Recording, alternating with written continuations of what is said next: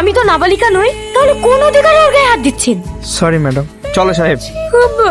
Hello, আজ কদিন ধরে তোমার মোবাইল সুইচ অফ। তোমার মোবাইলের কি হয়েছিল? দেখো, আমি কাজের মধ্যে থাকি, তাই মোবাইল সুইচ অফ করে রাখি। তুমি জানো আমি মা হতে চলেছি। এইসব বিষয় নিয়ে আমার সঙ্গে একদমই আঁকি মারবে না। আমি আর কি পারছি না, বিশ্বাস করো আমি সত্যি বলছি।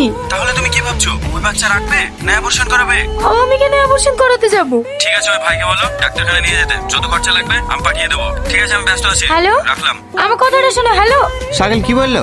ডক্টর দেখাতে যা খরচপাতি লাগবে ও পাঠিয়ে দেবো তাই বলছি। ওকে বলে তো টাকা পয়সা কিচ্ছু পাঠাতে হবে না।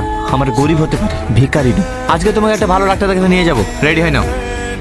জিভটা বার করো তো, একটু জোরে শ্বাস নাও। বেবিও ঠিক আছে, মাও ঠিক আছে। আর ওর অবশ্যই একটু যত্ন নেবেন, আর ভারী কোনো কাজ করতে দেবেন না। বাবা হচ্ছেন তো, খেয়াল রাখবেন। আর আমি উঠে দিচ্ছি। মিষ্টি মা।